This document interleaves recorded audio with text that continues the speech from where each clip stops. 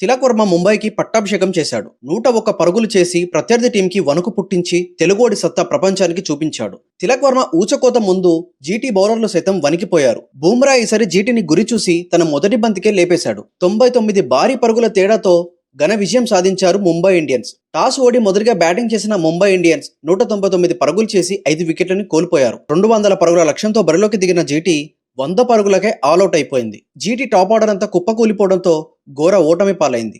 సాయి సుదర్శన్ 0కే బూమ్రా దెబ్బకి పెవిలియన్ చేరాడు. శుభ్మన్ 14 పరుగులు, జాస్ బట్లర్ కేవలం 5 పరుగులకే అవుట్ అవడంతో జీటీ పీకల్లోతు కష్టంలో పడింది. అశ్విని కుమార్ రాక ఎంఐకి మళ్లీ కలిసొచ్చింది. 4 వికెట్లు తీశాడు అశ్విని కుమార్. బౌలింగ్ లో ఫీల్డింగ్ లో ఎంఐ రోజు అదరగొట్టారు. ఈ మ్యాచ్ గెలుపుతో పాయింట్ల పట్టిక స్థానంలో 7వ స్థానానికి చేరింది ముంబై ఇండియన్స్. అసలు ఎంఐ జీటీని ఎలా ఓడించిందో ఇప్పుడు వివరంగా తెలుసుకుందాం. జీటీ టాస్ గెలిచి బౌలింగ్ ఎంచుకుంది. అహ్మదాబాద్ వేదికగా మ్యాచ్ జరిగింది. ముంబై ఇండియన్స్ నుండి మొదటిగా బ్యాటింగ్ చేయడానికి క్వింటాన్ డికాక్, దానిష్ వచ్చారు. 4 బంతుల్ని ఎదుర్కొని దానిష్ పెవిలియన్ చేరాడు. 2 పరుగులు మాత్రమే చేసి రబాడా బౌలింగ్ లో ఎల్బీడబ్ల్యూ అయ్యాడు. తర్వాత బ్యాటింగ్ కి వచ్చాడు నమందిర్. క్వింటాన్ డికాక్ 11 బంతుల్లో 13 పరుగులు చేసి రబాడా బౌలింగ్ లో అవుట్ అయ్యాడు. పోయిన మ్యాచ్ లో 100కు పైగా పరుగులు చేసిన క్వింటాన్ డికాక్ ఈ మ్యాచ్ లో కేవలం 13 పరుగులకే వెనుదిరిగాడు. తర్వాత బ్యాటింగ్ కి వచ్చాడు సూర్యకుమార్ యాదవ్. ఈసారైనా చివరి వరకు నిలబడతాడు అనుకుంటే 11 బంతుల్లో 15 పరుగులు చేసి రబాడా బౌలింగ్ లో క్లీన్ బౌల్డ్ అయ్యాడు. సూర్యాబాయ్ ఎందుకు ఇట్లా చేస్తున్నామని ఫ్యాన్స్ అందరూ ఆందోళన చెందుతున్నారు. కనీసం ఆ చూయింగం రసం అయిపోయే వరకైనా సూర్య క్రీజ్ లో ఉంటే బాగుంటుందని అంటున్నారు. ఇది నా మాట కాదు, ఇన్స్టాలో సూర్యాని మీమ్ పేజెస్ లో ఇలానే అంటున్నారు. అవసరమైతే సూర్యకి ఫ్యాన్స్ అందరూ కలిసి ఒక 10 చూయింగను ఎక్స్ట్రా కొనిచ్చి చివరి వరకు ఆడిస్తారట. తర్వాత బ్యాటింగ్ కి వచ్చాడు తిలక్ వర్మ. పవర్ ప్లేలో ఎంఐ 46 పరుగులు చేసి 3 వికెట్లను కోల్పోయారు. నమందీర్, తిలక్ వర్మ కలిసి మంచి పార్ట్నర్షిప్ నే బిల్డ్ చేస్తున్నారు. నమందీర్ 37 బంతుల్లో 45 పరుగులు చేసి ప్రసిద్ధ్ కృష్ణ బౌలింగ్ లో రబాడా పట్టిన క్యాచ్ తో అవుట్ అయ్యాడు. దీంతో మంచి పార్ట్నర్షిప్ బ్రేక్ అయింది. జీటీ మంచి ప్లానింగ్ తో ఎంఐని కట్టడి చేస్తున్నారు. నమందీర్ అవుట్ అయ్యాక కెప్టెన్ హార్దిక్ పాండ్యా బ్యాటింగ్ కి వచ్చాడు. తిలక్ వర్మకి ఈ రోజు తన పేరు మీద విధ్వంసం చేయమని రాసుందేమో. మొదట్లో కాస్త నెమ్మదిగా ఆడి తర్వాత వేగాన్ని ఒక్కసారిగా పెంచాడు. 6లతో 4లతో చెలరేగిపోయాడు. తిలక్ వర్మ తన హాఫ్ సెంచరీని పూర్తి చేశాడు. తిలక్ వర్మ ఇలా కొడుతుంటే హార్దిక్ పాండ్యా కూడా నువ్వు కొట్టరా మావా అంటూ తిలక్ వర్మకి మంచి బూస్టింగ్ ఇచ్చి ఎంకరేజ్మెంట్ చేస్తున్నాడు హార్దిక్ పాండ్యా.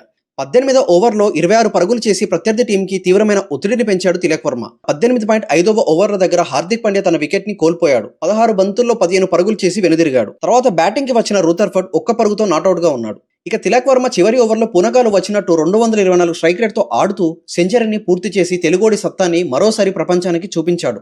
41 బంతుల్లో 101 పరుగులతో నాట్అవుట్ గా ఉన్నాడు తిలక్ వర్మ. 7 6లతో 8 4లతో జీటీ బౌలర్లకి చుక్కలు చూపించాడు.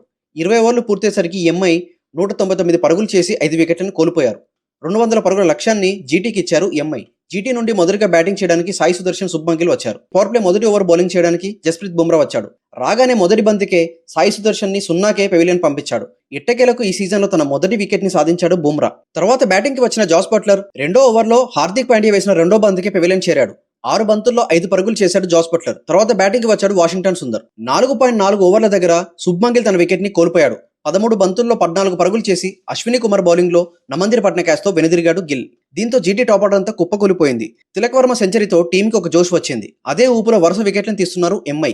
తర్వాత బ్యాటింగ్ కి వచ్చాడు గ్లెన్ ఫిలిప్స్. పవర్ ప్లే పూర్తయ్యేసరికి జీటీ 45 పరుగులు చేసి 3 వికెట్లను కోల్పోయారు. 7.2 ఓవర్ల దగ్గర ఎంఐకి మరో వికెట్ దొరికింది. వాషింగ్టన్ సుందర్ 17 బంతుల్లో 26 పరుగులు చేసి శాట్నర్ బౌలింగ్ లో నమందిర్ పట్టిన అద్భుతమైన క్యాచ్ తో పెవిలియన్ చేరాడు. తర్వాత బ్యాటింగ్ వచ్చాడు తివాటియా. 7.4 ఓవర్ల దగ్గర ఎంఐకి గ్లెన్ ఫిలిప్స్ వికెట్ దొరికింది. శాట్నర్ కి ఈ ఓవర్లో వరుసగా 2 వికెట్లు దొరికాయి. వరుసగా వికెట్లను కోల్పోతూ జీటీ పీకల్లోతు కష్టాల్లో పడింది. ఎంఐ తిరిగి ఫామ్ లోకి వస్తే ఎలా ఉంటుందో ఆడి చూపిస్తున్నారు. తర్వాత బ్యాటింగ్ కి వచ్చాడు షారుఖ్ ఖాన్. 11వ ఓవర్లో తివాటియా 8 పరుగులకే అశ్విని కుమార్ బౌలింగ్ లో అవుట్ అయ్యాడు. తర్వాత వచ్చిన రసీద్ 4 పరుగులకే అశ్విని కుమార్ బౌలింగ్ లో అవుట్ అయ్యాడు. 13వ ఓవర్లో షారుఖ్ ఖాన్ 17 పరుగులు చేసి అశ్విని కుమార్ బౌలింగ్ లో అవుట్ అయ్యాడు. తర్వాత వరుసగా జీటీ తన వికెట్లని కోల్పోయింది. రబాడా 4 పరుగులు, మొహమ్మద్ సిరాజ్ 0 పరుగులతో అందరూ 15.5 ఓవర్లోనే ఆల్అౌట్ అయిపోయారు. జీటీ 100 పరుగులు మాత్రమే చేసి ఆల్అౌట్ అయిపోయింది. 99 భారీ పరుగుల తేడాతో ఎంఐ ఘన విజయం సాధించింది. ఈ విజయంతో ఎంఐ పాయింట్ల పట్టికలో 7వ స్థానానికి చేరింది. జీటీ పాయింట్ల పట్టికలో 6వ స్థానంలో ఉంది. వరుసగా 3 హ్యాట్రిక్ విజయాల తర్వాత జీటీ ఎంఐతో ఘోర ఓటమిని చూసింది. ఈ గెలుపుతో ముంబై ఇండియన్స్ టీం అంతా ఫుల్ జోష్లో ఉన్నారు.